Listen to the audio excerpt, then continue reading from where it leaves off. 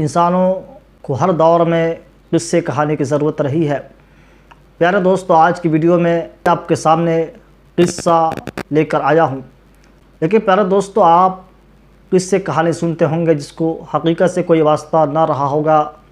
اب قصے کہانی اسٹوریز سنتے ہوں گے، ہو سکتا ہے وہ قصے و کہانیاں کسی حقیقت پہ مبنی نہ ہوں، بھی ہو سکتا ہے کہ وہ قصے کہانی حقیقت پہ مبنی ہوتے ہوں گے۔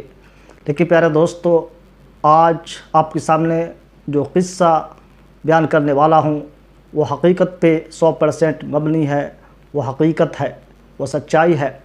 دوستو، یہ قصہ قرآن مقدس کے حوالے سے، قرآن مقدس کے روشنی میں آپ کے سامنے پیش کرنے کی کوشش کی جائے گی۔ پیارے دوستو، یہ قصہ ایسا ہے کہ آپ نے اس قصے کو بارے میں سنا بھی ہوگا۔ پیارے دوستو، آج کا جو قصہ ہے اصحاب کہف یعنی غار والے، چلیے آج ہم اس قصے کو جانتے ہیں۔ پیارے دوستو، یہ قصہ اصحاب کہف یعنی غار والے، یہ قصہ جس سورہ میں نازل ہوا، سب سے پہلے اس سورہ کا شان نزول، اس سورت کو نازل ہونے کا وجہ کیا ہے، سبب کیا ہے، سورہ کہف کیوں نازل ہوا، اس قصے کو جاننے سے پہلے اس چیز کو مختصر میں جاننا ضروری ہے۔ پیارے دوستو، سورہ کہف کا شان نزول، سورہ کہف نازل ہونے کا سبب وجہ یہ ہے کہ مشرکین مکہ کے طرف سے آپ صلی اللہ علیہ وسلم سے یہ سوال کیا گیا، آپ صلی اللہ علیہ وسلم سے یہ کوشچن کیا گیا، پوچھا گیا۔ 3 سوالات تھے۔ کفار مکہ یہود علماء کے مشورے سے آپ صلی اللہ علیہ وسلم سے پوچھا۔ ان میں اصحاب کہف کا قصہ، حضرت خضر کا واقعہ اور ذوالقرنین کا قصہ شامل تھا۔ دوستو، مشرکین مکہ نے آپ صلی اللہ علیہ وسلم کے جانب نبوت کے جانچ کے لیے کہ کیا آپ واقعی نبی ہیں، اس کو جانچنے کے لیے نضر بن حارث، عقبہ بن ابی معیط کو بھیجا کہ آپ صلی اللہ علیہ وسلم سے یہ 3 سوال کرو، یہ 3 کوشچن پوچھو، اگر آپ یہ جواب دے دیں تب تو آپ واقعی نبی ہیں، اگر آپ یہ جواب نہ دے پائے تب تو آپ جھوٹے ہیں، نعوذ باللہ۔ پہلا کوشچن پچھلے زمانوں کا ان نوجوانوں کا قصہ جو غار میں سو گئے تھے، جسے قرآن مقدس میں اصحاب کہف کہا گیا، اور دوسرا زمین کے مشرق اور مغرب تک پہنچنے والے شخص کے حوالے سے یعنی ذوالقرنین کا احوال، اور تیسری روح کی حقیقت، سول کی حقیقت کیا ہے۔ دوستو، یہ کوشچن آپ صلی اللہ علیہ وسلم سے پوچھا گیا، آپ کے سامنے یہ کوشچن آئے، آپ کے سامنے یہ سوالات رکھے گئے، تو پیارے دوستو اس کے بعد اللہ تبارک و تعالیٰ نے پوری ایک مکمل صورت نازل فرما کر جس کا نام سورہ کہف ہے، ان تمام سوالات کے تفصیلی، صاف، واضح طریقے میں جواب عطا فرمایا۔ پیارے دوستو، یہ رہا سورہ کہف نازل ہونے کا کاز، سبب، وجہ، جس کو مفسرین، جس کو تفسیر کے اندر شان نزول کہا جاتا ہے، یعنی اس سورت کا، اس آیت کا نازل ہونے کا کیا وجہ ہے۔ تو پیارے دوستو، آپ نے سمجھا کہ سورت نازل کیوں ہوا۔ لیکن آج کا ہمارا جو ٹاپک اصحاب کہف کے حوالے سے، آج قرآن کی روشنی میں صرف مختصر طور پہ اس قصے کو، اس اسٹوری کو جاننے کی کوشش کریں گے۔ تو چلیے چلتے ہیں۔ دوستو، اصحاب کہف کا خلاصہ، اصحاب کہف کا ایکسپلین مختصر الفاظ میں یوں ہے کہ یہ چند ایمان والوں، چند با ایمان نوجوانوں کا ایک قصہ ہے، ایک غار اور طویل نیند کا ایک سچا اور تاریخی واقعہ ہے جو سورہ کہف میں بیان کیا گیا۔ پیارے دوستو، یہ چند نوجوان اپنے علاقے کے ظالم بادشاہ سے بچتے ہوئے، اپنے علاقے کے ظالم بادشاہ جو کہ بت پرست بادشاہ دقیانوس کے خوف سے بچتے ہوئے اپنا دن بچانے کے لیے شہر چھوڑ کر بھاگے اور راستے میں جا کر ایک غار میں چھپ گئے۔ پیارے دوستو، ان کے ساتھ ایک کتا تھا جس کو سورہ کہف کے اندر بیان کیا گیا، جس کا نام قطمیر بھی تھا۔ غار میں پناہ اور معجزانہ نیند، اللہ تبارک و تعالیٰ نے ان نوجوانوں کو غار میں گہری نیند سلا دیا، اور اس غار میں 300 سال تک قمری سال کے حساب سے سوتے رہے۔ اس طویل مدت میں اللہ تبارک و تعالیٰ نے ان کے جسموں کی حفاظت کی، اور ان کا کتا غار کے دروازے پر ہاتھ پھیلائے بیٹھا رہا۔ بیداری اور حقیقت کا انکشاف، جب وہ بیدار ہوئے تو انہیں لگا کہ وہ صرف ایک دن یا کچھ دیر سوئے ہیں۔ انہوں نے کھانے کی خریداری کے لیے اپنے ایک ساتھی کو پرانے زمانے کے سکے دے کر چپکے سے شہر بھیجا۔ شہر کا حلیہ، زبان اور سکے بدل چکے تھے۔ تب لوگوں کو معلوم ہوا کہ یہ لوگ صدیوں پرانے دور کے بچے ہوئے با ایمان افراد ہیں۔ انجام معجزے کے ظاہر ہونے کے بعد وہ نوجوان دوبارہ اپنے طبعی موت سو گئے، یعنی وفات پا گئے۔ اس کے بعد لوگوں نے ان کی یاد میں اس غار کے پاس ایک عبادت گاہ بنا دیا، یادگار کے طور پہ بنا دی۔ یہ واقعہ اللہ تبارک و تعالیٰ کی قدرت اور مرنے کے بعد دوبارہ اٹھائے جانے یعنی قیامت کی ایک بڑی نشانی کے طور پہ سامنے آیا، جس کو سورہ کہف کے اندر بھی بڑی واضح اور کیا ہی دلکش منظر کے ساتھ بیان کیا گیا۔ اللہ تبارک و تعالیٰ فرماتا ہے: ام حسبت ان اصحاب الکہف والرقیم کانوا من آیاتنا عجبا، کیا تم خیالات کرتے ہو کہ غار اور کتے والے ہمارے عظیم نشانیوں میں سے ہیں؟ اللہ تعالیٰ فرماتا ہے، آپ صلی اللہ علیہ وسلم کو سناتے ہوئے پورے انسانیت کو بتا رہا ہے: نحن نقص علیک نبأہم بالحق انہم فتیۃ آمنوا بربہم وزدناہم ہدی وربطنا علی قلوبہم اذ قاموا فقالوا ربنا رب السماوات والارض لن ندعو من دونہ الہا لقد قلنا اذا شططا هؤلاء قوم اتخذوا من دونہ آلہہ لولا یأتون علیہم بسلطان بین فمن اظلم ممن افترى علی اللہ کذبا۔ ہم ان کا قصہ آپ پر سچ سچ بیان کرتے ہیں۔ وہ کچھ نوجوان تھے جو اپنے رب پر ایمان لائے تھے اور ہم نے ان کو اور زیادہ ہدایت بخشی۔ جب وہ جابر حاکم وقت کے دربار میں کھڑے ہوئے تو ہم نے ان کے دلوں پر گرہ باندھ دی، یعنی دلوں کو مضبوط کر دیا۔ پس انہوں نے کہا: ہمارا پروردگار تو وہ ہے جو آسمانوں اور زمینوں کا پروردگار ہے، ہم اس کے علاوہ کسی معبود کو نہیں پکاریں گے۔ اگر ہم نے ایسا کیا تو یہ عقل سے بعید بات ہوگی۔ ہماری یہ قوم ہے کہ اس نے اس کے علاوہ معبود بنا رکھے ہیں، اور اس کے لیے مکمل دلیل کیوں نہیں لاتے؟ بھلا اس شخص سے بڑھ کر ظالم کون ہوگا جو اللہ پر جھوٹ باندھے؟ پیارے دوستو، یہ تمام گفتگو، یہ تمام باتیں جس کو اللہ رب العزت نے قرآن مقدس میں اس انداز میں بیان کیا، گفتگو وہ ولی اللہ کے ولی اور اس کافر جابر بادشاہ کے درمیان کھڑے ہو کر رہے تھے، جو یہ اللہ کے ولی جو غار میں چھپے اور 309 سال تک اللہ تبارک و تعالیٰ نے سلائے رکھا، ان کے اور ظالم جابر بادشاہ کے درمیان ہو رہا تھا، جس کو قرآن مقدس نے بیان کیا۔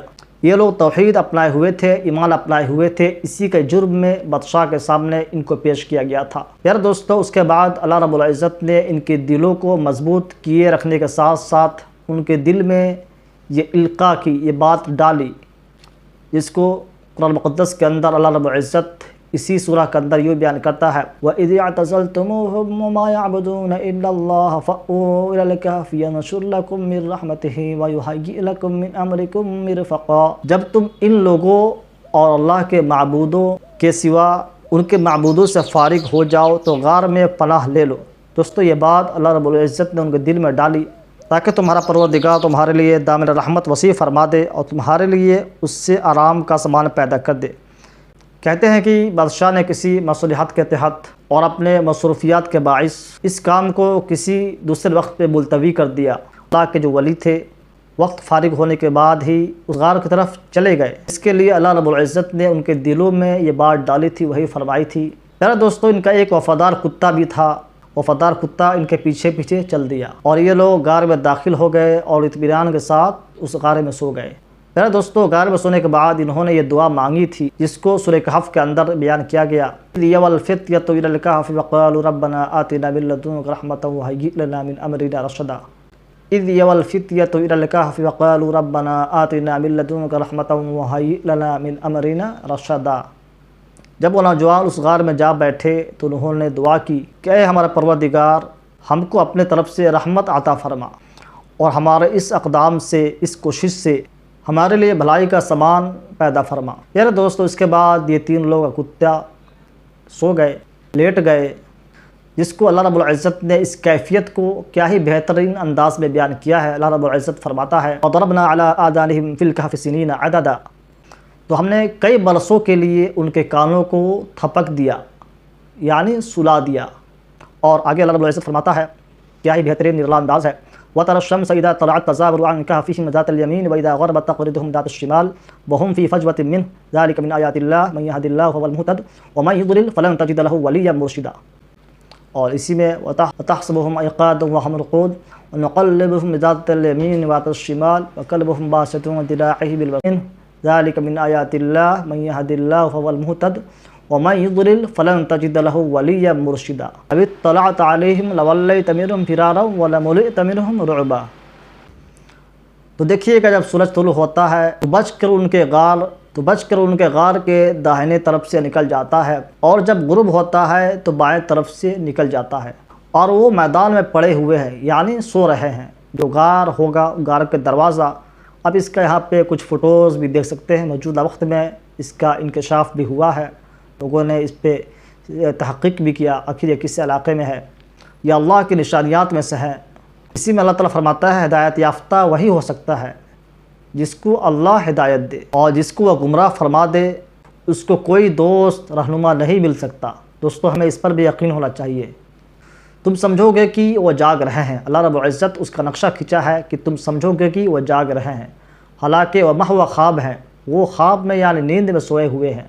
ہم ان کے دائیں بائیں کروٹیں بدلواتے ہیں. اللہ تعالیٰ کہہ رہا ہے کہ ہم ان کے دائیں بائیں کروٹیں بدلواتے ہیں کہ کتے غار کے دروازے پر پاؤں پھیلائے رکھا ہے.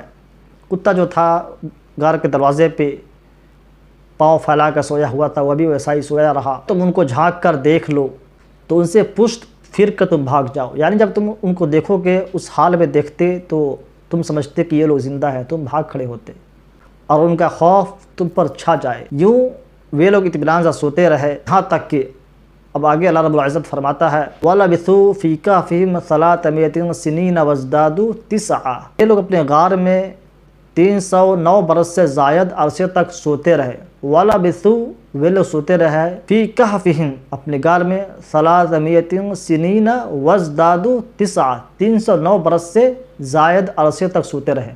اللہ رب العزت بیان کر رہا ہے. دوستو اس کے بعد کیا ہوا؟ جب لوگ بیدار ہوتے ہیں کیا کرتے ہیں کہ بھائی کتنے دن سوئے رہے، ایک دوسرے سے کوشچن کرتے ہیں. وہی حال ہوا.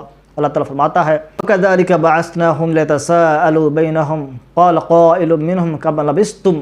اللہ رب العزت کہتا ہے کہ اس طرح ہم نے ان لوگوں کو بیدار کیا تاکہ یہ لوگ اپنے میں سوال کریں. ان میں سے ایک نے کہا کہ کتنے دیر سوتے رہے، کم لبثتم. جواب دیا لبثنا یومن اور بعد یوم. ایک نے پوچھا تو اس میں سے کسی نے جواب دیا لبثنا یومن اور بعد یوم، ایک دن یا اس سے کچھ حصہ کم، یعنی ایک دن یا آدھا دن سوئے رہے. ان لوگوں نے کہا قالوا ربکم اعلم بما لبثتم، کہا کہ تمہارے پروردگار ہی جانے کہ تم کتنے دن سوتے رہے. اللہ والے تھے تو انہوں نے اس چیز کو اللہ رب العزت کی جانب منسوب کیا. ہمیں کیا معلوم؟ اللہ رب العزت کو ہی معلوم ہے کہ کتنے عرصے سوتے رہے. فَابْعَثُوا أَحَدَكُمْ بِوَرَقِكُمْ هَٰذِهِ إِلَى الْمَدِينَةِ فَلْيَنظُرْ أَيُّهَا أَزْكَىٰ طَعَامًا فَلْيَأْتِكُمْ بِرِزْقٍ مِّنْهُ وَلْيَتَلَطَّفْ وَلَا يُشْعِرَنَّ بِكُمْ أَحَدًا.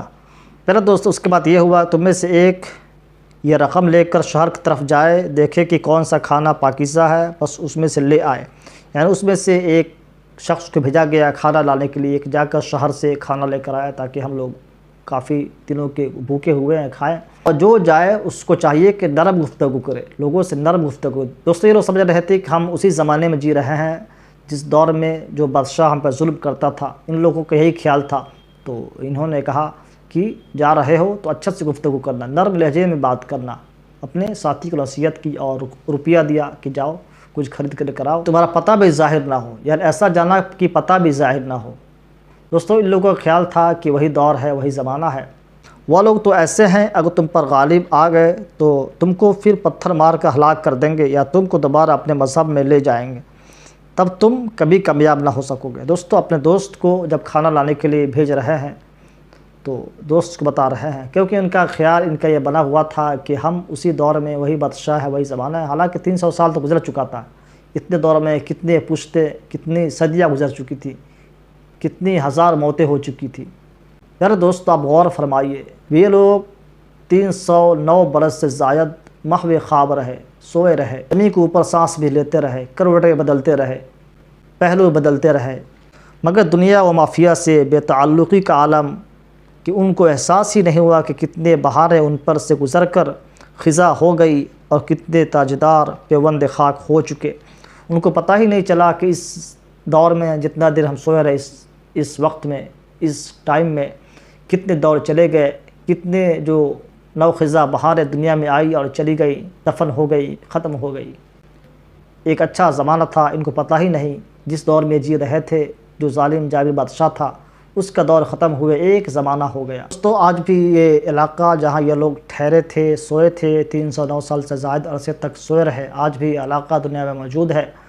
بتایا جا رہا ہے کہ یہ علاقہ یہاں دیکھ سکتے ہیں، فلسطین سے نیچے ایلا عقبہ کے قریب ہے۔ میرے دوستو، اللہ رب العزت اس طریقے کے واقعات قرآن مقدس میں بیان کیا ہے کہ انسان ان واقعات کو صرف مزے کے لیے نہ سنے اور سنائے، بلکہ ان واقعات کو سن کر، پڑھ کر، جان کر اور فکر کرے کہ اللہ رب العزت ہر چیز پہ قادر ہے، جب چاہے، جس کو چاہے، جس حال میں رکھ سکتا ہے، ہر چیز اس کی قبضہ قدرت میں ہے۔